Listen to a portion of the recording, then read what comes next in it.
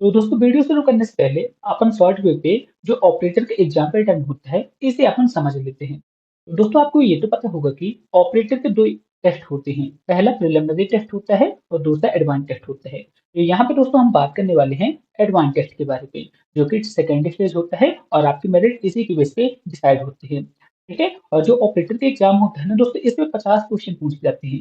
ठीक है, 50 क्वेश्चन पूछे जाते हैं और ये 50 क्वेश्चन, पहले 20 क्वेश्चन फिजिक्स के, 20 क्वेश्चन मैथ के और 10 क्वेश्चन यहाँ पे केमिस्ट्री के पूछे जाते हैं। और ये 50 क्वेश्चन 150 नंबर के रहते हैं। ठीक है, और इन क्वेश्चन पेपर को सॉल्व करने के लिए आपको 2 घंटे की टाइमिंग दी जाती है, यानी कि 120 मिनट की टाइमिंग दी जाती है।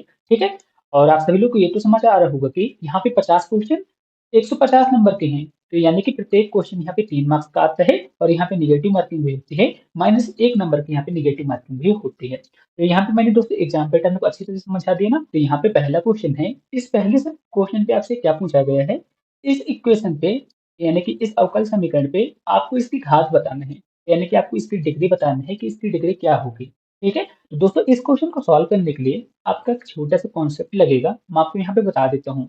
ठीक है, तो दोस्तों जब भी ऐसी सिचुएशन आती है जहाँ पे साइन का फंक्शन लिखा रहता है, साइन या फिर कोई भी ट्रिग्नोमेट्रिक फंक्शन यहाँ पे लिखा रहता है, जैसे यहाँ पे साइन लिखा है, कॉस भी हो सकता है, टेन भी हो सकता है। ठीक है, और साइन के फंक्शन पे dy/dx लिखा रहता है ना, तो आप सभी लोग को पता होगा कि यहाँ पे जो पावर होती है डिसाइड होती है dy/dx से डिसाइड होती है। लेकिन दोस्तों यहाँ पे dy/dx ये साइन का फंक्शन है, तो ऐसे में दोस्तों यहाँ पे इसकी कोई घात नहीं होगी। आपको इतना याद रखना है, जब भी यहाँ पे कोई ट्रिग्नोमेट्रिक फंक्शन आ जाता है और उसके अंदर dy/dx लिखा रहता है, तो वहाँ पे कोई घात नहीं होती है। ठीक है, इतना आप सभी लोग को समझ आ गया ना। ऑप्शन ए यहाँ पे इसका करेक्ट आंसर रहेगा। इजी क्वेश्चन था। अब दोस्तों यहाँ पे नेक्स्ट क्वेश्चन है, अब आपको यहाँ पे क्या बताना है, sin 15 की वैल्यू कितनी होगी।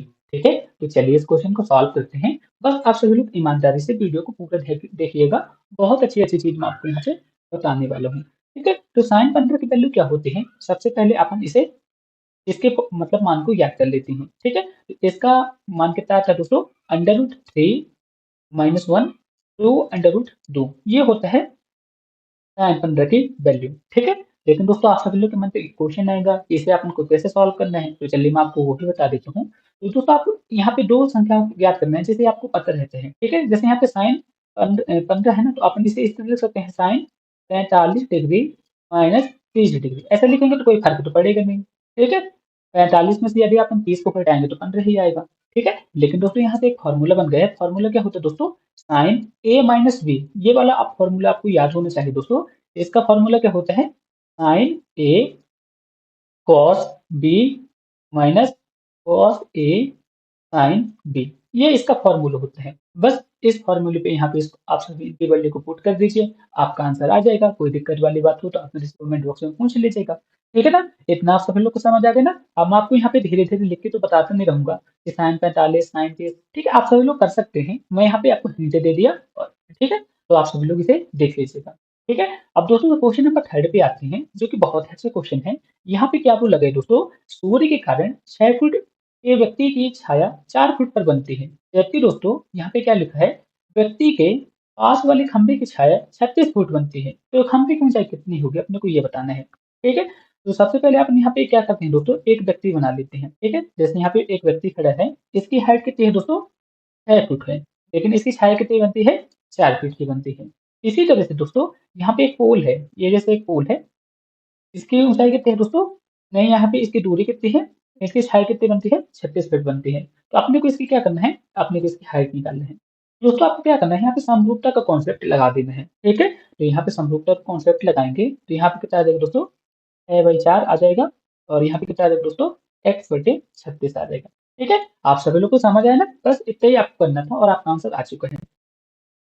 ठीक है, तो यहाँ पे x की वैल्यू कितनी आ जाएगी, सबसे पहले 2 से काट देते हैं, तो यहाँ पे 3 बारी में जाएगा और यहाँ पे 2 बारी पे जाएगा। ठीक है, तो यहाँ से फिर से कितने बारी में जाएगा, 18 बारी पे जाएगा। तो यहाँ पे क्या आ जाएगा दोस्तों, 3/1 और यहाँ पे कितना आ जाएगा, x/18, यही आएगा ना। तो यहाँ से x की वैल्यू कितनी आ जाएगी, यहाँ से x की वैल्यू आ जाएगी दोस्तों डायरेक्ट 54। यहाँ पे इसका करेक्ट आंसर रहेगा 54 फीट, यहाँ पे इसका करेक्ट आंसर रहेगा। कौन से ऑप्शन पे है, ऑप्शन बी यहाँ पे इसका परफेक्ट आंसर रहेगा। आप सभी लोग को समझ आया ना। ठीक है, अब दोस्तों सीधे क्वेश्चन नंबर 4 को डिस्कस करते हैं। जो भी डाउट हो आप मेरे से कमेंट बॉक्स में पूछ लीजिएगा। अब दोस्तों क्वेश्चन नंबर 4 है, इस क्वेश्चन पे अपने को क्या करना है, अपने को रेखा की प्रवणता निकालना है कि इसकी प्रवणता कितनी होगी। ठीक है, तो चलिए इस क्वेश्चन को सॉल्व करते हैं। अच्छा क्वेश्चन है, आप सभी लोग कर सकते हैं। आप सभी लोग ने 11th-12th पे ये वाले क्वेश्चन को सॉल्व किए होंगे बहुत बारी। ठीक है, तो चलिए इस क्वेश्चन को सॉल्व करते हैं। तो दोस्तों आप सभी लोग को ये तो पता होगा ना, ये वाला इक्वेशन तो अपने को याद है, y बराबर mx प्लस b। ठीक है, ये वाला इक्वेशन आपको को याद है ना। बस आपको क्या करना है, ये वाला जो समीकरण है ना, इस समीकरण को इसी फॉर्मेट में अपने को बदल देना है।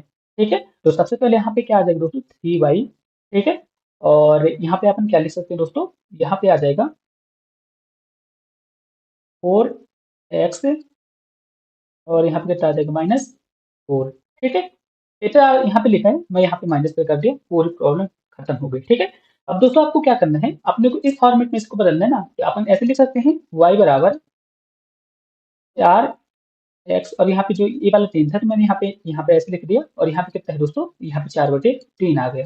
ठीक है, कोई दिक्कत वाली बात है, कोई दिक्कत की बात नहीं है, आप सभी लोग को समझ आएगा ना, बस ऐसे ही करना था। अब दोस्तों आप सभी लोग बोलेंगे यहाँ पे माइनस था, यहाँ पे भी माइनस आएगा, तो माइनस माइनस यहाँ पे प्लस हो जाएगा। ठीक है, अब आपको क्या करना है, इनकी और इनकी आपस में तुलना कर देना है। ठीक है, तो जब आप इनकी तुलना करेंगे ना, तो m की वैल्यू यहाँ पे कितनी आ जाएगी, m की वैल्यू आ जाएगी दोस्तों अंडर रूट, सॉरी यहाँ पे 4/3 आ जाएगी, और c की वैल्यू यहाँ पे कितनी आ जाएगी, 4/3 आ जाएगी। अपने को क्वेश्चन पे क्या बोला था, प्रवणता निकालना था, यानी कि अपने को स्लोप निकालना था। स्लोप की वैल्यू कितनी है दोस्तों, -4/3 यहाँ पे इसका परफेक्ट आंसर रहेगा। ऑप्शन बी यहाँ पे इसका परफेक्ट आंसर था। जो भी प्रॉब्लम हो पूछ सकते हैं मेरे से। अब दोस्तों यहाँ पे नेक्स्ट क्वेश्चन है, यहाँ पे क्या बोला है, एक वृत्त का समीकरण ज्ञात कीजिए जिसके व्यास के सिरे के अंतिम बिंदु कितने हैं, 2 - 1, और यहाँ पे -2 2 है। ठीक है, तो जब भी ऐसे सिचुएशन आती है ना, जहाँ पे व्यास के अंतिम दो बिंदु दिए रहते हैं, तो आप उसके लिए फॉर्मूला होता है, फॉर्मूला मैं आपको यहाँ पे लिख के बता देता हूँ। ठीक है, जिसकी मदद से आप इस क्वेश्चन को सॉल्व कर पाएंगे। ठीक है, तो फॉर्मूला अभी यहाँ पे बनेगा दोस्तों, जब व्यास के अंतिम दो बिंदु दिए रहते हैं, तब एक फॉर्मूला क्या होता है दोस्तों, एक्स x-1। ठीक है, और यहाँ पे क्या आ जाएगा, एक्स x-2 प्लस वाई, इसी तरह से वाई रहेगा, y-1, और यहाँ पे क्या आ जाएगा, y-2। ठीक है, बराबर यहाँ पे 0 रहेगा। बस आपका आंसर आ चुका है। अब आपको क्या करना है, अब आप सभी बोलेंगे दोस्तों यहाँ पे x1 क्या है, y1 क्या है, y2 क्या है, कैसे अपने को फाइंड करेंगे। तो बस आपको कुछ नहीं करना है, मैं आपको सारी चीजें यहाँ पे बता देता हूँ। ठीक है, तो यहाँ पे जो ये वाला बिंदु है ना, ये x1 आएगा। ठीक है, और ये y1 आएगा, और ये क्या आ जाएगा दोस्तों, y2 रहेगा, और ये रहेगा x2, और ये रहेगा y2। बस इतना ही आपको करना था। मैं यहाँ फिर से लिख देता हूँ, आप सभी लोग को गलती मत हो। ठीक है, तो एक सेकंड रुकिएगा। तो ये जो है ना, यहाँ पे माइनस, जो यहाँ पे -2 लिखा है, ये x2 है, और यहाँ पे जो ये 2 लिखा है, ये y2 है। बस आपको यहाँ पे वैल्यू को पुट करना है, आपका आंसर आ जाएगा। तो मैं सीधे वैल्यू को पुट कर रहा हूँ दोस्तों। ठीक है, x1 की वैल्यू कितनी है दोस्तों, 2 है, तो यहाँ पे मैंने 2 लिख दिया। ठीक है, यहाँ पे मैंने x लिख दिया। x2 की वैल्यू कितनी है दोस्तों, -2 है, तो माइनस माइनस यहाँ पे प्लस हो जाएगा। ठीक है, समझ तो आ रहा है ना। अब यहाँ पे कितना आ जाएगा दोस्तों, यहाँ पे y है, y1 की वैल्यू यहाँ पे कितनी है दोस्तों, -1 है, तो माइनस माइनस यहाँ पे प्लस हो जाएगा। और यहाँ पे कितना है दोस्तों, y, और y2 की वैल्यू कितनी है दोस्तों, y2 की वैल्यू है 2, बराबर यहाँ पे 0। ठीक है, तो आप सभी लोग इतना तो सॉल्व कर ही सकते हैं। ठीक है, तो जब आप इन्हें सॉल्व करेंगे दोस्तों, तो मैं सीधे इसका आंसर ले देता हूँ यहाँ पे, x² y² -y -6 बराबर 0। ये जो है तो वृत्त का समीकरण रहेगा। कौन से ऑप्शन पे दिया हुआ है दोस्तों, आप सभी लोग बताइए। ऑप्शन नंबर सी यहाँ पे इसका परफेक्ट आंसर रहेगा। ठीक है, आप सभी लोग इसे सॉल्व कर लीजिएगा, आपका आंसर अच्छी तरह से आ जाएगा। ठीक है, मेरे से कुछ मिस्टेक भी हो सकती है, जैसे आप सभी लोग कॉपी पे सॉल्व करेंगे ना, तो बहुत अच्छी तरीके से सॉल्व हो जाएगा। ठीक है ना। अब दोस्तों यहाँ पे नेक्स्ट क्वेश्चन है, यहाँ पे क्या बोला है, यहाँ पे जो विषम संख्या है ना, 1 3 5 7, और यहाँ पे ये क्या बोला है, 2n-1 तक इसका मान क्या होगा। तो दोस्तों विषम संख्याओं का योग कितना होता है दोस्तों, विषम संख्याओं का योग हमेशा होता है n²। तो n² कौन से ऑप्शन पे है, ऑप्शन सी यहाँ पे इसका परफेक्ट आंसर रहेगा। समझ आ गए ना। अब दोस्तों सीधे मुद्दे पे आते हैं, क्वेश्चन नंबर 7 के बारे में डिस्कस करते हैं कि इसका आंसर क्या होगा। बहुत अच्छा क्वेश्चन है। इस क्वेश्चन के लिए दोस्तों मैं आपको 30 सेकंड की टाइमिंग भी दे सकता हूँ। ठीक है, आप सभी लोग सॉल्व कीजिए। दोस्तों मैं आपको ये बता दूं, आपको जो एग्जाम होगा ना, कुछ इसी तरह के क्वेश्चन आपके एग्जाम में पूछे जाएंगे।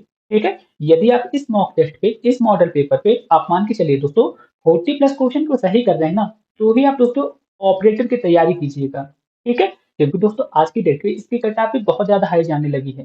ठीक है, इस वजह से दोस्तों मैं आपसे यही बोलना चाहूंगा, तैयारी को आप बहुत मस्त कीजिए, तभी आपको यहाँ पे सिलेक्शन होने वाला है। ठीक है, तो दोस्तों अपन क्वेश्चन नंबर 7 को सॉल्व करते हैं। यहाँ पे क्या बोला गया है दोस्तों, यदि किसी समांतर श्रेणी का छठवां पद क्या है 19 है, 17वां पद कितना है 96 है, तो इसका 25वां पद क्या होगा। ठीक है, तो चलिए इस क्वेश्चन को सॉल्व कर लेते हैं। तो दोस्तों आप सभी लोग को ये वाला फॉर्मूला तो पता है ना, समांतर श्रेणी वाला क्या फॉर्मूला होता है, A N minus one D. ये वाला फॉर्मूला अपने को याद है ना, बस आपको इसी फॉर्मूले का यहाँ पे यूज करना पड़ेगा, आपका आंसर आ जाएगा। ठीक है, जैसे यहाँ पे छठवें पद की बात की गई ना, तो यहाँ पे क्या लिख सकते हैं, A plus N minus one D, यानी कि 6 - 1 यानी कि 5 आ जाएगा। यहाँ पे मैं लिख देता हूँ 6 - 1 ए, तो यहाँ पे क्या आ जाएगा दोस्तों, ए प्लस 5 डी। इसकी वैल्यू क्वेश्चन पेपर कितनी बताई गई दोस्तों, छठवां पद कितना है 19 है। ठीक है ना, इतना आप सब लोग समझे ना। इसी तरह से दोस्तों यहाँ पे 17वां पद कितना है, यहाँ पे मैं लिख देता हूँ 17वां पद यहाँ पे कितना है दोस्तों, 17वां पद यहाँ पे कितना आया है, एक सेकंड।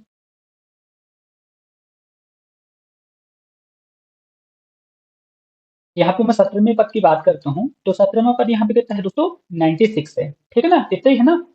तो और यहाँ पे 17वें पद अपने को निकालना है, तो अपन को 17 यहाँ पे कैसे लिख सकते हैं, ए प्लस डी ऐसे लिख सकते हैं ना। यहाँ पे 17 में से एक घटा देंगे तो 16 आ जाएगा, ऐसे रहेगा ना। यहाँ पे 17वां पद ये आ गया।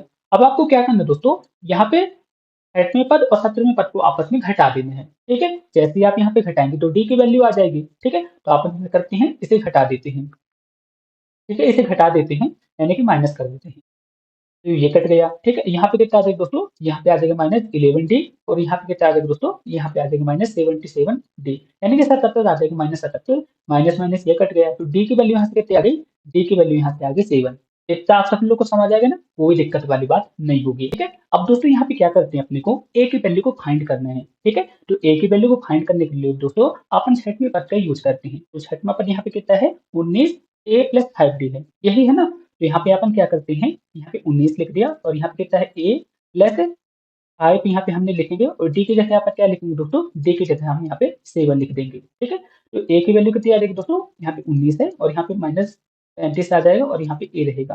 ठीक है, तो ए की वैल्यू यहाँ से कितनी आ जाएगी दोस्तों, -16 आ जाएगी। इतना आप सब लोग को अच्छी तरह से पता चल गया ना दोस्तों, कोई दिक्कत वाली बात नहीं है। अब दोस्तों आप सब लोग यहाँ पे देख पा रहे होंगे, यहाँ पे ए की वैल्यू भी है और यहाँ पे डी की वैल्यू भी है। तो अपने को क्या करना है दोस्तों, इसका 25वां पद निकालना है। तो इसका 25वां पद क्या होगा दोस्तों, 25वां पद इसका होगा, यहाँ पे मैं लिख देता हूँ ए प्लस 25 - 1 ए, यही होगा ना।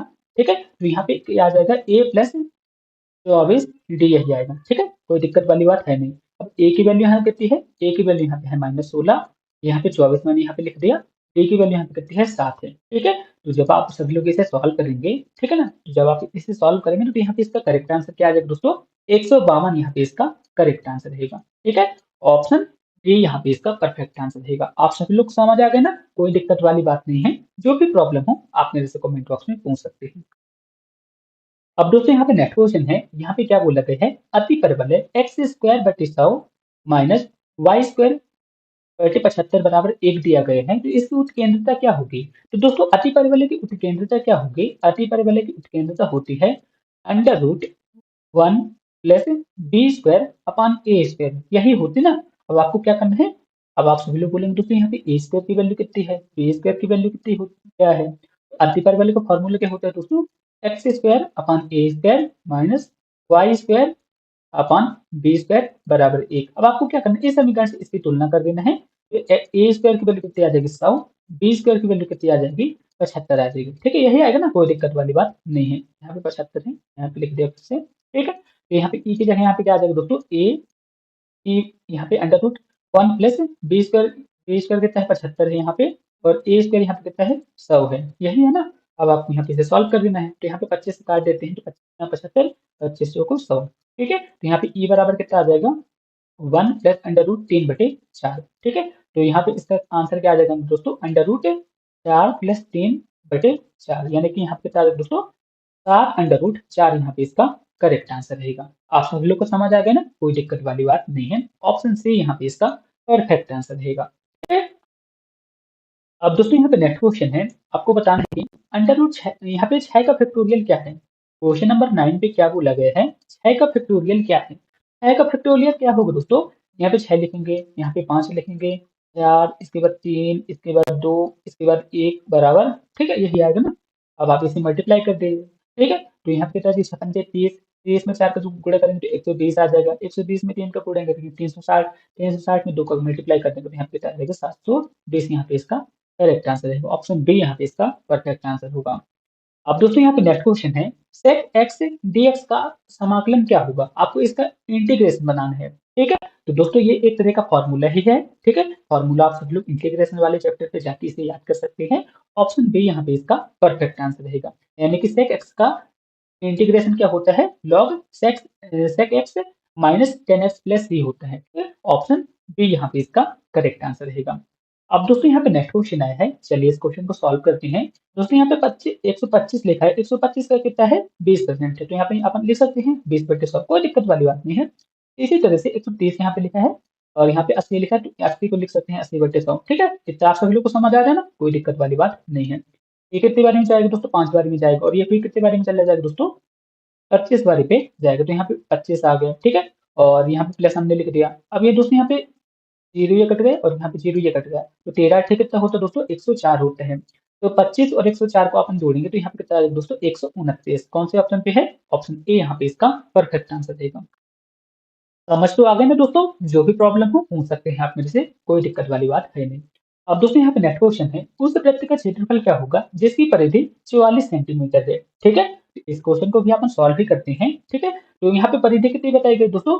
परिधि बताई गई है 44 सेंटीमीटर। तो परिधि क्या होती है दोस्तों? वृत्त की परिधि होती है 2πr, और यहाँ पे कितनी बताई गई है? 44 बताई गई है, ठीक है? तो यहाँ पे मैंने पाई की जगह लिख दिया 22/7, और यहाँ पे मैंने आर लिख दिया, और यहाँ पे कितना है? 44 है, ठीक है? तो आप यहाँ से काट दीजिएगा, ये 2 बारी पे जाएगा, ये भी 2 बारी कट गया, तो आर की वैल्यू यहाँ से कितनी आ गई दोस्तों? 7 आ गई, ठीक है? आर की वैल्यू कितनी आ गई? 7 आ गई। अब दोस्तों वृत्त का क्षेत्रफल क्या होता है, यानी कि सर्कल का क्षेत्रफल क्या होता है? पाई आर स्क्वायर, यही होता है ना। अब आपको क्या करना है, यहाँ पे इसका मान रख दीजिए, पाई का मान क्या तो होता है दोस्तों? 22/7, और आज आर यहाँ पे कितना है? 7 है, तो 7 यहाँ पे स्क्वायर हमने लिख दिया 7, ठीक है? कोई दिक्कत वाली बात नहीं है। तो यहाँ से 7 से 7 ये कट जाएगा, 154 यहाँ पे इसका करेक्ट आंसर रहेगा। 154 सेंटीमीटर स्क्वायर यहाँ पे इसका परफेक्ट आंसर होगा। ऑप्शन सी यहाँ पे इसका परफेक्ट आंसर रहा। आप सभी लोग को समझ आ गया ना, कोई दिक्कत वाली बात नहीं है। अब दोस्तों यहाँ पे नेक्स्ट क्वेश्चन है, यहाँ पे मैं आपको एक सर्कल बता देता हूँ, ठीक है? आप सब लोग इसे हमेशा याद रखिएगा। यहाँ पे आई है, आई के बाद यहाँ पे आप जे लिख दीजिएगा, इसके बाद के लिख दीजिएगा, ठीक है? तो दोस्तों जब भी वेक्टर क्वांटिटी का गुणा होता है इसी सर्कल पे होता है, आई के साथ जे का होगा, जे के साथ के का होगा, ठीक है? इसके बाद ऐसा होता है, ठीक है? यही सर्कल को फॉलो करते हैं। यदि आप इसमें छेड़खानी करते हैं तो यहाँ पे माइनस लग जाते हैं, ठीक है? तो दोस्तों यहाँ पे जैसे आई लिखा है और यहाँ पे जे इंटू के लिखा है, तो जे और के लिखा है, तो यहाँ पे कितना आ जाएगा दोस्तों? आई आ जाएगा, ठीक है? तो यहाँ पे कितना आ जाएगा दोस्तों? आई, और यहाँ पे कितना आ जाएगा? आई, ये आ गए, ठीक है? अब यहाँ पे क्या है दोस्तों? जे है। अब यहाँ पे क्या है दोस्तों? आई, और यहाँ पे के है, आई और के है, तो यहाँ पे माइनस लग जाएगा। माइनस पे क्या आ जाएगा दोस्तों? माइनस पे जे आ जाएगा, ठीक है ना? यहाँ पे इंटू आप सभी लोग ध्यान रखिएगा, और यहाँ पे क्या है दोस्तों? प्लस आ गया। अब यहाँ पे के, यहाँ पे टोप लगा दीजिएगा, आप सभी लोग टोपी लगा दीजिएगा कि ऐसा आ गया, कोई दिक्कत वाली बात नहीं है। अब यहाँ पे के है, अब यहाँ पे फिर से यहाँ पे डॉट लगा दिए, आई इंटू जे, आई इंटू जे, यानी कि यहाँ पे कितना आ जाएगा दोस्तों? के आ जाएगा, ठीक है? तो यहाँ पे कितना आ जाएगा दोस्तों? आई। अब दोस्तों साथ इसमें एक मतलब एक नियम होता है, यदि दोस्तों वेक्टर वेक्टर का गुणा करते हैं सेम वेक्टर का, तो हमेशा एक आता है, ठीक है? आई इंटू आई का गुणा करेंगे तो एक आएगा, के इंटू के का गुणा करेंगे तो के इंटू के का गुणा करेंगे तो एक आएगा, ठीक है? जे इंटू जे का गुणा करेंगे, एक सेकंड यहाँ पे मैं लिख देता हूँ, जे इंटू जे का गुणा करेंगे तो यहाँ पे एक आएगा, ठीक है? तो आप सभी लोग को इतना पता चल गया ना, कोई दिक्कत वाली बात नहीं है, ठीक है? तो यहाँ पे कितना आ जाएगा दोस्तों? यहाँ पे एक आ गया, लेकिन दोस्तों यहाँ पे कितना आ जाएगा? यहाँ पे -1 आएगा, ठीक है? और यहाँ पे कितना आ जाएगा? 1 आ जाएगा, ठीक है? अब आपको क्या करना है दोस्तों? प्लस प्लस तो जुड़ गए, तो यहाँ पे 2 आ गया, और यहाँ पे माइनस था, तो यहाँ पे कितना आ जाएगा आंसर दोस्तों इसका?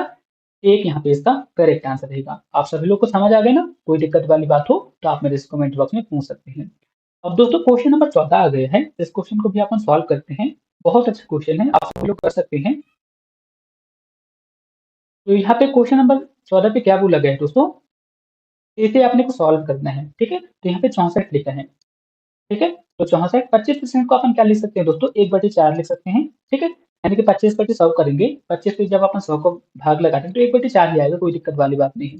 प्लस हमने यहाँ पे x कर दिया। अब आपको क्या करना है? 48 और 32 को अपन को यहाँ पे जोड़ देना है, ठीक है? 48 और 32 को अपन जब जोड़ेंगे तो यहाँ पे कितना आ जाएगा? 80 आ जाएगा, और यहाँ पे कितना दोस्तों? माइनस यहाँ पे लिखा है, और यहाँ पे 4 में आपको 2 का भाग लगा देना, तो यहाँ पे 2 ही आएगा। तो यहाँ पे कितना आ जाएगा दोस्तों, 80 में से यदि आप 2 घटाएंगे तो 78 आ जाएगा। और यहाँ पे कितना आ जाएगा दोस्तों, 16 चौको 64, यानी कि 16 बारी पे कट जाएगा। तो यहाँ पे कितना आ जाएगा, 16 प्लस एक्स बराबर 78। तो एक्स की वैल्यू यहाँ पे कितनी आ जाएगी दोस्तों, 62। ऑप्शन ए यहाँ पे इसका करेक्ट आंसर रहेगा। समझ तो आ गया ना, कोई दिक्कत वाली बात नहीं है। अब दोस्तों यहाँ पे नेक्स्ट क्वेश्चन है, इसमें अपने को एचसीएफ निकालना है। तो दोस्तों जब भी यहाँ पे एचसीएफ की बात आती है ना, यानी कि यहाँ पे एचसीएफ निकालना, तो सबसे पहले इसका एचसीएफ निकलेगा, एचसीएफ निकलेगा और इसका एलसीएम निकलेगा। ठीक है, एलसीएम। ठीक है, और यदि यहाँ पे एलसीएम पूछा रहता तो इसका अपोजिट हो जाता, पहले ऊपर एलसीएम निकलता है इसके बाद एचसीएफ निकलता। लेकिन दोस्तों पहले अपने को क्या निकालना है, एचसीएफ निकालना है। तो 8, 9 और 54 इसका एचसीएफ कितना आएगा दोस्तों, 1 आ जाएगा। ठीक है, 15, 10, 25 का इसके बाद एलसीएम कितना आ जाएगा दोस्तों, 150 आ जाएगा। तो 1/150 यहाँ पे इसका परफेक्ट आंसर रहेगा। दोस्तों यदि आप एनपीसीएल एग्जाम की तैयारी कर रहे हैं तो मैं आपको बता दूं, एनपीसीएल पे जो ऑपरेटर का एग्जाम होता है ना, उसके लिए कंप्लीट स्टडी मटेरियल मैं आपको सिर्फ 29 रुपये में प्रोवाइड करा रहा हूँ। आप सब लोग देख सकते हैं दोस्तों, यहाँ पे मैं कंप्लीट नोट्स, पीडीएफ सब कुछ प्रोवाइड करा रहा हूँ, साथ ही साथ मॉडल पेपर के सोल्यूशन वगैरह सब कुछ प्रोवाइड करा रहा हूँ। आप सभी लोग खुद देख सकते हैं, मैंने इन मॉडल पेपर को डिजाइन करने में बहुत मेहनत की थी। ठीक है, आप सभी लोग इंटरेस्टेड हो तो सिर्फ 29 रुपये की हेल्प करके इन मॉडल पेपर को ले सकते हैं। दोस्तों आप सभी लोग खुद देख सकते हैं, मैं आपके एग्जाम के प्रिपरेशन करने के लिए किस तरह से मॉडल पेपर मैंने डिजाइन किए हैं। यहाँ पे दोस्तों मैं 10 प्रिलिमिनरी टेस्ट, 15 एडवांस टेस्ट और यहाँ पे पीवाईक्यू, यदि इंटरेस्टेड हो तो आप इन मॉडल पेपर को ले सकते हैं। ये आपके एग्जाम के लिए बहुत ज़्यादा इंपॉर्टेंट होने वाले हैं। दोस्तों यहाँ पे नेक्स्ट क्वेश्चन है, क्वेश्चन नंबर 16 है। इस क्वेश्चन पे क्या बोला गया है, यदि 6 वस्तु को देने पर, 6 वस्तु को खरीदने पर। अब दोस्तों क्वेश्चन नंबर 16 है, इस क्वेश्चन पे क्या बोला गया है, यदि 6 वस्तुओं की खरीद पर 2 वस्तुएं मुफ्त दी जाती है तो छूट का प्रतिशत कितना होगा, अपने को ये बताना है। ठीक है, तो चलिए दोस्तों क्वेश्चन को सॉल्व करते हैं। बहुत ही मस्त क्वेश्चन है, आप सभी लोग इस क्वेश्चन को सॉल्व कर सकते हैं। ठीक है, इस क्वेश्चन पे अपने को क्या निकालना है, छूट निकालना है, यानी कि अपने को डिस्काउंट का परसेंटेज निकालना है। और क्वेश्चन कैसा है दोस्तों, मुफ्त दी जाने वाली वस्तु का है। ठीक है, तो इसके लिए एक फॉर्मूला होता है दोस्तों, फॉर्मूला क्या होता है, ए इंटू यहाँ पे 100 रहेगा बटे ए प्लस बी। ये एक फॉर्मूला होता है, इससे आप डिस्काउंट का परसेंटेज निकाल सकते हैं जब वस्तुएं मुफ्त दी जाती है। ठीक है, अब आप सभी लोग ये बोलेंगे दोस्तों, यहाँ पे ए की जगह क्या लिखेंगे, बी की जगह क्या लिखेंगे। दोस्तों ए की जगह यहाँ पे क्या लिखते हैं, जो वस्तु मुफ्त दी जाती है, यानी कि यहाँ पे मुफ्त वाली वस्तु को यहाँ पे हम लिखते हैं। ठीक है, मुफ्त वस्तु यहाँ पे हमने लिख दिया। ठीक है, बी की जगह क्या लिखते हैं दोस्तों, जो भी यहाँ पे वस्तु लिखती है रहती है उस वस्तु को हम यहाँ पे लिख देते हैं। ठीक है, इतना ही आपको करना है, आपका आंसर आ जाएगा। ठीक है, अपने को क्या निकालना है दोस्तों, यहाँ पे डिस्काउंट का परसेंटेज निकालना है। ए की वैल्यू यहाँ पे क्या रहेगी दोस्तों, मुफ्त वाली यहाँ पे वस्तु कितनी है, 2 है, तो यहाँ पे हमने 2 लिख दिया। यहाँ पे हमने 100 का मल्टीप्लाई करा दिया। इसके बाद ए की वैल्यू कितनी है दोस्तों, ए की वैल्यू 2 है और यहाँ पे बी की वैल्यू कितनी है, 6 है। ठीक है ना, इतना आप सभी लोग को समझ आएगा ना, आपका आंसर आ चुका है। ठीक है, तो यहाँ पे इसका आंसर क्या रहेगा, आ जाएगा दोस्तों, यहाँ पे 2 है और यहाँ पे 100 है और यहाँ पे क्या है दोस्तों, यहाँ पे आ जाएगा 8। ठीक है, तो कितने बारी पे जाएगा, 4 बारी पे जाएगा। 100 पे यदि अपन 4 का भाग लगा देंगे तो कितने परसेंट डिस्काउंट आ जाएगा दोस्तों, यहाँ पे डिस्काउंट आ जाएगा 25%। 25% यहाँ पे इसका करेक्ट आंसर रहेगा। ऑप्शन बी यहाँ पे इसका परफेक्ट आंसर है। ठीक है, आप सभी लोग को समझ आ गए ना, कोई भी दिक्कत वाली बात नहीं है। नेक्स्ट क्वेश्चन है, यहाँ पे 4 है, यहाँ पे 11 है, इसके बाद यहाँ पे 20 है। तो यहाँ पे कितने का अंतर आ रहा है दोस्तों, यहाँ पे +7 का अंतर आ रहा है। ठीक है, यहाँ पे 9 का अंतर आ रहा है, इसके बाद यहाँ पे +11 का अंतर आ रहा है, इसके बाद यहाँ पे कितना आ रहा है, +13 का अंतर आ रहा है, इसके बाद यहाँ पे कितना आ जाएगा दोस्तों, +15 का अंतर आएगा। तो 44 में भी अपन 15 को जोड़ देते हैं तो यहाँ पे कितना आ जाएगा, 59 आ जाएगा। ऑप्शन बी यहाँ पे इसका करेक्ट आंसर रहेगा। इजी क्वेश्चन था। अब दोस्तों यहाँ पे नेक्स्ट क्वेश्चन है, क्वेश्चन पे क्या बोला है, ए और बी की वर्तमान आयु का अनुपात कितना है, 6:4 है। 4 वर्ष पहले इनका अनुपात कितना था, 5:4 था। अब से 12 वर्ष बाद ए और बी की आयु का अनुपात क्या होगा, अपने को ये बताना है। ठीक है, तो सबसे पहले अपन ये मान लेते हैं कि ए की वर्तमान आयु कितनी है, 6x है। ठीक है, बी की वर्तमान आयु कितनी है, 5x है। क्वेश्चन पे क्या बोला है, 4 वर्ष पहले, तो ए की 4 वर्ष पहले आयु क्या रही होगी, 6x-4 और बी की क्या रही होगी, 5x-4। इनका अनुपात क्या था दोस्तों, इनका अनुपात था 5:4। यही था ना। अब जब आप इन्हें सॉल्व करेंगे ना दोस्तों, ठीक है, यहाँ पे त्रिज्या गुणा से आप इसे सॉल्व करेंगे तो x की वैल्यू यहाँ पे आ जाएगी 4। ठीक है, तो x की वैल्यू यहाँ पे 4 जब आ गई ना, तो यहाँ पे a की वैल्यू कितनी आ जाएगी, यानी कि a की एज कितनी आ जाएगी वर्तमान, a की एज यहाँ पे आ जाएगी 24। इसी तरह से b की एज कितनी आ जाएगी, 5 पे यदि अपन 4 का मल्टीप्लाई करा देंगे तो b की एज कितनी आ जाएगी, 20 आ जाएगी। लेकिन दोस्तों क्वेश्चन पे क्या बोला है, अब से लेके 12 वर्ष बाद ए और बी की आयु का अनुपात क्या होगा। तो ए की आयु 12 वर्ष के बाद कितनी होगी दोस्तों, ए की आयु होगी 12 वर्ष बाद, अभी कितनी है 24 है, ठीक है। 12 वर्ष बाद कितनी हो जाएगी, 36 हो जाएगी, ठीक है। इसी तरह से बी की आयु अभी कितनी है, 20 है, 12 वर्ष बाद यहाँ पे कितनी हो जाएगी, 32 हो जाएगी।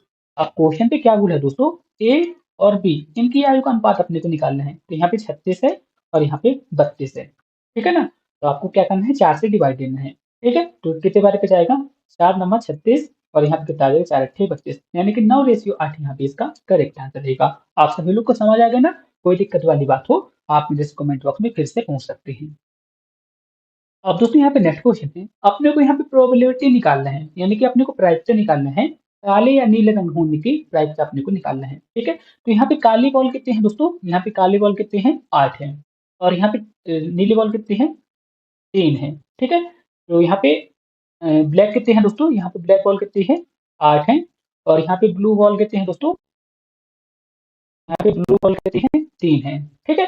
तो 8 और 3 को अपन जोड़ देंगे तो कितना आता है, 11 आते हैं, और कुल बॉलों की संख्या यहाँ पे कितनी है, 8 से 14, 14 4 18, 18 3 21, यानी कि इसके प्राइस से कितनी आ जाएगी दोस्तों, 11/21 यहाँ पे इसका करेक्ट आंसर रहेगा। आप सभी लोग सॉल्व कर सकते हैं, ऑप्शन ए यहाँ पे इसका करेक्ट आंसर होगा। अब दोस्तों यहाँ पे फिजिक्स और केमिस्ट्री के क्वेश्चन आ चुके हैं, तो अपन इन क्वेश्चन को भी सॉल्व करते हैं, बस वीडियो को आप सभी लोग प्यार से देखिएगा, ठीक है। तो यहाँ पे पहला क्वेश्चन क्या है दोस्तों फिजिक्स का, यानी कि क्वेश्चन नंबर 21 क्या है, 1 नैनोमीटर पे कितने नैनोमीटर के बराबर होता है, यानी कि नैनोमीटर कितने मीटर के बराबर होता है, आपको ये बताना है, ठीक है। तो चलिए दोस्तों इस क्वेश्चन को सॉल्व करते हैं। नैनोमीटर किसके इक्वल होता है आपको ये बताना है। तो 1 मीटर बराबर 10 की पावर 9 मीटर होता है। ऑप्शन सी यहाँ पे इसका परफेक्ट आंसर रहेगा। मैं यहाँ पे लिख देता हूँ 1 मीटर बराबर 10 की पावर 9 नैनोमीटर। ठीक है, क्वेश्चन पे यही पूछा गया था और आप सभी लोग सॉल्व कर सकते थे। ऑप्शन सी यहाँ पे इसका परफेक्ट आंसर रहेगा। ठीक है ना। अब दोस्तों यहाँ पे नेक्स्ट क्वेश्चन है, यदि कोई व्यक्ति 10 न्यूटन के बल सहित 10 मीटर की दूरी तक ट्रॉली को खींचता है तो किया गया कार्य क्या होगा। तो कार्य बराबर क्या होता है दोस्तों, बल इंटू विस्थापन होता है। ठीक है, कार्य बराबर क्या होता है, बल इंटू विस्थापन होता है। ठीक है, यही होता ना, कोई दिक्कत वाली बात तो है नहीं। अब यहाँ पे बल कितना है दोस्तों, बल यहाँ पे 50 न्यूटन है। ठीक है, और यहाँ पे विस्थापन कितना है दोस्तों, 10 मीटर है। ठीक है, न्यूटन को आप मत लिखिएगा। तो यहाँ पे कार्य कितना आता है 500 जूल, यहाँ पे इसका करेक्ट आंसर रहेगा। ऑप्शन बी यहाँ पे इसका परफेक्ट आंसर होगा। आप सभी लोग को समझ तो आ गए ना, कोई दिक्कत वाली बात नहीं है। अब यहाँ पे क्या बोला गया है दोस्तों, लाल नीला और हरे इन प्रकाश को आपस में जब मिला देते हैं ना तो कौन सा रंग बनते हैं। तो जैसे यहाँ पे लाल है, ठीक है, यानी कि मैंने यहाँ पे रेड लिख दिया, इसके बाद ब्लू लिख दिया और इसके बाद यहाँ पे ग्रीन लिख दिया। तो जब आप इन्हें मिला देंगे ना दोस्तों तो कौन सा प्रकाश बन जाएगा, व्हाइट रंग का यहाँ पे प्रकाश बन जाता है। ऑप्शन सी यहाँ पे इसका करेक्ट आंसर है इस क्वेश्चन का। अब दोस्तों यहाँ पे नेक्स्ट क्वेश्चन है, यदि प्रकाश एक दूसरे के समांतर, यदि प्रकाश में एक दूसरे के समांतर समतल दर्पण रखे जाते हैं तो उसमें कितने प्रतिबिंब बनेंगे ये बताया गया है। ठीक है, तो यहाँ पे दो समतल दर्पण यहाँ पे रखे गए हैं, तो इनके बीच कितने प्रतिबिंब बनेंगे आपको ये बताना है। तो इनके बीच दोस्तों अनंत प्रतिबिंब बनेंगे। ऑप्शन बी यहाँ पे इसका परफेक्ट आंसर रहेगा। अब यहाँ पे क्या है दोस्तों, विद्युत द्विध्रुव का आवेश कुल कितना होता है। विद्युत द्विध्रुव का आवेश कितना होगा आपको ये बताना है, यानी कि इलेक्ट्रिक डायपोल का आवेश कुल कितना होता है आपको ये बताना है। तो जैसे इलेक्ट्रिक डायपोल क्या होता है दोस्तों, इस तरह से होते हैं। ठीक है, यहाँ तरफ प्लस पे रहेगा और यहाँ तरफ माइनस पे रहेगा। तो जो इसका कुल आवेश रहेगा ना, कुल आवेश क्या रहेगा दोस्तों, जीरो हमेशा रहेगा, क्योंकि दोस्तों प्लस और माइनस आपस में काट देंगे तो यहाँ पे जीरो ही रहेगा। ऑप्शन सी यहाँ पे इसका करेक्ट आंसर रहेगा, यानी कि इलेक्ट्रिक डायपोल का आवेश हमेशा जीरो होता है। दोस्तों यदि आप एनपीसीएल एग्जाम की तैयारी कर रहे हैं तो मैं आपको बता दूं, एनपीसीएल पे जो ऑपरेटर का एग्जाम होता है ना उसके लिए कंप्लीट स्टडी मटेरियल मैं आपको सिर्फ 29 रुपये में प्रोवाइड करा रहा हूँ। आप सब लोग देख सकते हैं दोस्तों, यहाँ पे मैं कंप्लीट नोट्स पीडीएफ सब कुछ प्रोवाइड करा रहा हूँ, साथ ही साथ मॉडल पेपर के सोल्यूशन वगैरह सब कुछ प्रोवाइड करा रहा हूँ। आप सभी लोग खुद देख सकते हैं, मैंने इन मॉडल पेपर को डिजाइन करने में बहुत मेहनत की थी। ठीक है, आप सभी लोग इंटरेस्टेड हो तो सिर्फ 29 रुपये की हेल्प करके इन मॉडल पेपर को ले सकते हैं। दोस्तों आप सभी लोग खुद देख सकते हैं मैं आपके एग्जाम की प्रिपरेशन करने के लिए किस तरह से मॉडल पेपर मैंने डिजाइन किए हैं। यहाँ पे दोस्तों मैं 10 प्रिलिमिनरी टेस्ट, 15 एडवांस टेस्ट और यहाँ पे PYQ, यदि इंटरेस्टेड हो तो आप इन मॉडल पेपर को ले सकते हैं। ये आपके एग्जाम के लिए बहुत ज़्यादा इंपॉर्टेंट होने वाले हैं। अब दोस्तों यहाँ पे नेक्स्ट क्वेश्चन है, कूलाम प्रति सेकंड किसके बराबर होता है। तो कूलाम प्रति सेकंड बराबर होता है एम्पियर। ऑप्शन डी यहाँ पे इसका परफेक्ट आंसर रहेगा। ठीक है दोस्तों। अब दोस्तों यहाँ पे नेक्स्ट क्वेश्चन है, स्थिर अवस्था से प्रारंभ करने पर सुनील को कार्य 10 सेकंड पे 20 मीटर प्रति सेकंड वेग प्राप्त कर लेती है तो काल ठीक है, तो इस क्वेश्चन को भी आप सॉल्व करते हैं। बस आप सभी लोग वीडियो को ध्यान से देखते रहिएगा। तो त्वरण बराबर क्या होता है दोस्तों? त्वरण बराबर क्या होता है, मैं यहाँ पे लिख देता हूँ। त्वरण बराबर होता है वेग में परिवर्तन बटे समय। वेग में परिवर्तन बटे समय, यही होता ना, और तो कुछ तो होता नहीं, यहाँ पे मैंने समय लिख दिया। ठीक है, अब यहाँ पे वेग में परिवर्तन कितना होता है दोस्तों? वेग यहाँ पे कितना है 20 है और समय यहाँ पे कितना है 10 है। तो यहाँ पे त्वरण कितना आ जाएगा 2 सेकंड, यहाँ पे इसका करेक्ट आंसर रहेगा। 2 मीटर प्रति सेकंड स्क्वायर, यहाँ प्रति सेकंड, यहाँ पे इसका करेक्ट आंसर रहेगा। ऑप्शन बी यहाँ पे इसका करेक्ट आंसर रहेगा। ठीक है, अब दोस्तों यहाँ पे क्या बोला गया है, संवेग किसका किसका गुणनफल है? तो संवेग किसका किसका गुणनफल होता है दोस्तों? द्रव्यमान इंटू वेग बराबर संवेग होता है। तो ऑप्शन डी यहाँ पे इसका करेक्ट आंसर रहेगा। गति का पहला समीकरण यहाँ पे एक बार फिर से बता देता हूँ। यहाँ पे क्या बोला गया था दोस्तों, संवेग, संवेग को अपन किससे दर्शाते हैं? पी से दर्शाते हैं। संवेग बराबर द्रव्यमान यानी कि एम इंटू भी, द्रव्यमान इंटू वेग बराबर संवेग है। गति का पहला समीकरण किसके किसके बीच संबंध दर्शाता है? तो गति का पहला समीकरण वेग और समय के बीच संबंध दर्शाता है। ठीक है, तो ऑप्शन ए यहाँ, ऑप्शन सी यहाँ पे इसका करेक्ट आंसर रहेगा। आप सभी लोग कुछ समझ आ गए ना दोस्तों? जो गति का पहला समीकरण होता है ना, वेग और समय के बीच में संबंध दर्शाते हैं। ठीक है, अब यहाँ पे दोस्तों नेक्स्ट क्वेश्चन है, निम्नलिखित में से किस स्थान पर गुरुत्वीय त्वरण का मान 0 होता है? तो यानी कि जी की वैल्यू कहाँ पे 0 होती है? तो पृथ्वी के केंद्र पे जी की वैल्यू हमेशा 0 होती है। नेक्स्ट क्वेश्चन है, विद्युत तारों को समानता किसमें कोट किया जाता है? तो जो विद्युत तार होते हैं ना, उस पे अपन किसको लेपित कर देते हैं? पॉलीविनाइल क्लोराइड से लेपित करते हैं। तो ऑप्शन बी यहाँ पे इसका करेक्ट आंसर रहेगा। इजी क्वेश्चन था। अब दोस्तों यहाँ पे नेक्स्ट क्वेश्चन है, किरचॉफ के नियम विज्ञान के निम्नलिखित में से किस क्षेत्र से संबंधित है? तो जो किरचॉफ का नियम है ना, किससे संबंधित है दोस्तों? विद्युत प्रतिपथ से संबंधित है। ऑप्शन बी यहाँ पे इसका परफेक्ट आंसर होगा। अब दोस्तों यहाँ पे नेक्स्ट क्वेश्चन है, कूलाम विकल्प सही है। ठीक है, तो जो कूलाम का नियम होता है ना, ये बिंदु अब इसके लिए वैलिड होता है। तो ऑप्शन सी यहाँ पे इसका करेक्ट आंसर रहेगा। ठीक है, आप सभी लोग को समझ तो आए ना? अब यहाँ पे नेक्स्ट क्वेश्चन है, इंद्रधनुष के रंग में सबसे लंबी तरंगदैर्घ्य किस रंग की होती है? ठीक है, तो इंद्रधनुष जो होता है ना, उसपे सबसे लंबी तरंगदैर्घ्य किस रंग की होती है? तो लाल रंग की तरंगदैर्घ्य सर्वाधिक होती है और सबसे कम किसकी होती है? बैगनी की होती है। अब दोस्तों यहाँ पे नेक्स्ट क्वेश्चन है, यहाँ पे आपसे सभी ने एक फॉर्मूला पढ़ा होगा, एन बराबर सी अपन भी होता है। तो सी यहाँ पे क्या बताता है, आपको ये बताना है। तो जो सी है ना, निर्वात में प्रकाश की गति को दर्शाता है। ठीक है, ऑप्शन डी यहाँ पे इसका करेक्ट आंसर रहेगा। स्टेथोस्कोप का किस सिद्धांत पर कार्य करता है? तो जो स्टेथोस्कोप होता है ना, किस सिद्धांत पर कार्य करता है? ध्वनि के परिवर्तन के सिद्धांत पर कार्य करते हैं। ऑप्शन सी यहाँ पे इसका परफेक्ट आंसर होगा। अब यहाँ पे दोस्तों नेक्स्ट क्वेश्चन है, यहाँ पे क्या बताया गया है? यहाँ पे वेवलेंथ बताई गई है। आपको ये बताना है कि 400 नैनोमीटर के बीच में कौन सी वेवलेंथ होती है? ठीक है, तो कौन सी वेवलेंथ होती है दोस्तों? विजुअल लाइट यानी कि दृश्य प्रकाश, यहाँ पे इसका करेक्ट आंसर रहेगा। अब यहाँ पे नेक्स्ट क्वेश्चन है, अभिकेंद्री त्वरण और स्पर्शरेखा त्वरण के बीच का कोण कितना होता है दोस्तों? 90 डिग्री का होता है। इसी क्वेश्चन था, आप सभी लोग को याद ही करना पड़ेगा। ऑप्शन ए यहाँ पे इसका करेक्ट आंसर रहेगा। दोस्तों अब यहाँ पे नेक्स्ट क्वेश्चन है, यदि एक गेंद ऊपर फेंकी जाती है तो निम्नलिखित में से क्या परिवर्तित नहीं होता है? तो बताइए दोस्तों इसका करेक्ट आंसर क्या हो सकता है? बहुत अच्छे क्वेश्चन है, आप सभी लोग बता सकते हैं। तो बताइए दोस्तों इसका करेक्ट आंसर क्या होगा? इस क्वेश्चन के लिए दोस्तों मैं आपको 5 सेकंड की टाइमिंग भी दे सकता हूँ। आप सभी लोग अच्छी तरह से सोचिए और आंसर को बताइए। दोस्तों यदि अपन किसी गेंद को ऊपर की तरफ फेंकते हैं ना, तो उसका त्वरण अपरिवर्तित रहता है। ठीक है, परिवर्तित नहीं होता है। ऑप्शन ए यहाँ पे इसका करेक्ट आंसर रहेगा। अब दोस्तों आपको क्या करना है, बल का विमीय सूत्र अपने को बताना है कि बल का विमीय सूत्र क्या होता है। तो बल का विमीय सूत्र क्या होगा? -2 यहाँ पे बल का विमीय सूत्र होता है। ऑप्शन डी यहाँ पे इसका करेक्ट आंसर रहेगा। अब दोस्तों यहाँ पे एक अभिक्रिया बताई गई है, आपको ये बताना है कि ए की जगह पे क्या आएगा। तो मैं आपको यहाँ पे सीधे इसका आंसर बता देता हूँ। यहाँ पे क्या आ जाएगा दोस्तों? हाइड्रोक्लोरिक एसिड यहाँ पे इसका करेक्ट आंसर रहेगा। यानी कि ए की जगह यहाँ पे क्या आ जाएगा दोस्तों? हाइड्रोक्लोरिक एसिड आएगा। ठीक है, कोई दिक्कत की वाली बात है नहीं। ठीक है ना, तो ऑप्शन सी यहाँ पे इसका, ऑप्शन डी यहाँ पे इसका करेक्ट आंसर रहेगा। अब दोस्तों यहाँ पे नेक्स्ट क्वेश्चन है, यदि किसी किसी रासायनिक समीकरण पे ए क्यू मतलब क्या होता है? रासायनिक समीकरण पे ए क्यू मतलब क्या होता है दोस्तों? Aqueous corrosion. ठीक है, तो ऑप्शन एक्वस मतलब जलीय अवस्था, यहाँ पे इसका करेक्ट आंसर रहेगा। तो ऑप्शन बी यहाँ पे इसका करेक्ट आंसर रहेगा। अब दोस्तों यहाँ पे नेक्स्ट क्वेश्चन है, किस तत्व को वंडर एलिमेंट के रूप में जाना जाता है? तो वंडर एलिमेंट के रूप में दोस्तों टाइटेनियम को जाना जाता है। ऑप्शन सी यहाँ पे इसका करेक्ट आंसर रहेगा। अब दोस्तों यहाँ पे नेक्स्ट क्वेश्चन है, गैस के लौ का कौन सा भाग सर्वाधिक गर्म होते हैं? तो जो दोस्तों गैस होती है ना, जो नीले नीले रंग की लौ होती है सर्वाधिक गर्म होती है।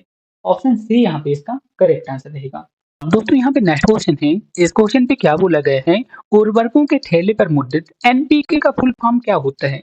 एनपीके यानी कि नाइट्रोजन, फास्फोरस और यहाँ पे पोटेशियम हो गया। ठीक है, तो ऑप्शन बी यहाँ पे इसका करेक्ट आंसर रहेगा। यानी कि एनपीके का मतलब क्या हो गया दोस्तों? एन मतलब नाइट्रोजन, पी मतलब फास्फोरस और के मतलब हो गया पोटेशियम। सिंपल सा था, ऑप्शन बी यहाँ पे इसका करेक्ट आंसर होगा। अब दोस्तों यहाँ पे नेक्स्ट क्वेश्चन है, आपको ये बताना है कि निम्न में से कौन सा एक विषम परमाणु अणु नहीं है? विषम परमाणु अणु को यहाँ पे कौन सा नहीं है दोस्तों? यानी कि विषम परमाणु का मतलब क्या हुआ दोस्तों? अलग अलग पदार्थ यहाँ पे कौन से में जुड़ा नहीं है। तो आप दोस्तों यहाँ पे देखेंगे कि कार्बन यहाँ पे मीथेन है, कार्बन डाइऑक्साइड और यहाँ पे अमोनिया है। यहाँ पे कार्बन के साथ ऑक्सीजन है, कार्बन के साथ हाइड्रोजन है, नाइट्रोजन के साथ हाइड्रोजन है। लेकिन दोस्तों यहाँ पे P4 जो है ना, यहाँ पे समपरमाणु अणु हो गया। तो ऑप्शन सी यहाँ पे इसका करेक्ट आंसर रहेगा। दोस्तों अब यहाँ पे नेक्स्ट क्वेश्चन है, अवक्षेपण यानी कि प्रेसिपिटेशन अभिक्रिया उत्पादित करती है। ठीक है, प्रेसिपिटेशन जो अभिक्रिया होती है ना, अघुलनशील लवण उत्पादित करती है। तो ऑप्शन बी यहाँ पे इसका करेक्ट आंसर रहेगा। इजी क्वेश्चन था, आप सभी लोग याद कर सकते हैं। अब दोस्तों यहाँ पे नेक्स्ट क्वेश्चन है, मीथेन के जलने पर क्या प्राप्त होता है? तो दोस्तों मीथेन को जब अपन जलाते हैं तो क्या प्राप्त होता है, आप ये बताइए। इजी क्वेश्चन है, मीथेन के जलने पर क्या प्राप्त होता है दोस्तों? कार्बन डाइऑक्साइड और पानी प्राप्त होते हैं। इजी क्वेश्चन था, आप सभी लोग याद कर सकते हैं। ठीक है दोस्तों, अब क्वेश्चन नंबर 49 पे जाते हैं। अब यहाँ पे क्या बोला गया है, क्रायोजेनिक इंजन में ईंधन के रूप में किसका यूज किया जाता है? तो क्रायोजेनिक इंजन पे अपन किसका यूज करते हैं दोस्तों? तरल ऑक्सीजन और तरल हाइड्रोजन की यूज करते हैं। ठीक है, ऑप्शन बी यहाँ पे इसका परफेक्ट आंसर रहेगा। बहुत अच्छा क्वेश्चन है दोस्तों, और आपके एग्जाम पे पूछा जा सकते हैं। अब दोस्तों यहाँ पे नेक्स्ट क्वेश्चन है, यहाँ पे एक बेंजीन रिंग दी गई है। बेंजीन रिंग के साथ दोस्तों यहाँ पे NH2 जुड़ा है, तो इस कार्बनिक यौगिक को अपन क्या बोलेंगे दोस्तों? एनिलीन बोलेंगे। ऑप्शन बी यहाँ पे इसका परफेक्ट आंसर रहेगा। होपफुली दोस्तों मैंने इस वीडियो पे आपको जो 50 क्वेश्चन डिस्कस किए हैं ना, अच्छी तरीके से समझा दिए हैं। फिर भी आपके मन पे जो भी डाउट आता है, आप मेरे से कमेंट बॉक्स में पूछ सकते हैं, मैं आपका रिप्लाई जरूर दूंगा। आप सभी लोग मॉडल पेपर को लेवल को देख सकते हैं, मैंने किस तरह से मॉडल पेपर को डिजाइन किया है। ठीक है, तो यदि आप इंटरेस्टेड हो तो आप इन तरह के मॉडल पेपर को ले सकते हैं। इस तरह के मैं आपको 15 एडवांस टेस्ट के मॉडल पेपर और 10 प्री के मॉडल पेपर यानी कि प्रिलिमिनरी टेस्ट के मॉडल पेपर सिर्फ 29 रुपए में प्रोवाइड करा रहा हूँ। ठीक है, इससे सस्ता आपको कहीं पे भी नहीं मिलेगा दोस्तों। आप सभी लोग देख सकते हैं, मैंने इस मॉडल पेपर पे यानी कि जितने भी मॉडल पेपर मैंने डिजाइन किए हैं, एकदम हूबहू एग्जाम के लेवल को मैच कर रहे हैं। ठीक है, तो यदि आप इंटरेस्टेड हो तो आप 29 रुपए देके इन मॉडल पेपर को ले सकते हैं। ठीक है, तो मैंने आपको सारी जानकारी दे दी। फिर भी आपके मन पे जो भी डाउट हो, आप मेरे से कॉन्टेक्ट कर सकते हैं। मेरी सारी ID यहाँ पे लिखी गई है। ठीक है, तो आप सभी लोग देख सकते हैं दोस्तों, सारी चीजें मैंने आपको बता दी। ठीक है, और दोस्तों मैं आपको ये भी बता दूं, मेरे सिर्फ एक ही चैनल है। ठीक है, एग्जाम ब्रिज, आपको इसी को सब्सक्राइब करना है और अपने दोस्तों में भी शेयर करना है। ठीक है, मिलते हैं नेक्स्ट वीडियो पे, तब तक के लिए थैंक यू। दोस्तों यदि आप NPCL एग्जाम की तैयारी कर रहे हैं तो मैं आपको बता दूं, NPCL पे जो ऑपरेटर का एग्जाम होता है ना, उसके लिए कंप्लीट स्टडी मटेरियल मैं आपको सिर्फ 29 रुपये में प्रोवाइड करा रहा हूँ। आप सभी लोग देख सकते हैं दोस्तों, यहाँ पे मैं कंप्लीट नोट्स PDF सब कुछ प्रोवाइड करा रहा हूँ, साथ ही साथ मॉडल पेपर के सोल्यूशन वगैरह सब कुछ प्रोवाइड करा रहा हूँ। आप सभी लोग खुद देख सकते हैं, मैंने इन मॉडल पेपर को डिजाइन करने में बहुत मेहनत की थी। ठीक है, आप सभी लोग इंटरेस्टेड हो तो सिर्फ 29 रुपये की हेल्प करके इन मॉडल पेपर को ले सकते हैं। दोस्तों आप सभी लोग खुद देख सकते हैं, मैं आपके एग्जाम की प्रिपरेशन करने के लिए किस तरह से मॉडल पेपर मैंने डिजाइन किए हैं। यहाँ पे दोस्तों मैं 10 प्रिलिमिनरी टेस्ट, 15 एडवांस टेस्ट और यहाँ पे PYQ, यदि इंटरेस्टेड हो तो आप इन मॉडल पेपर को ले सकते हैं। ये आपके एग्जाम के लिए बहुत ज़्यादा इंपॉर्टेंट होने वाले हैं।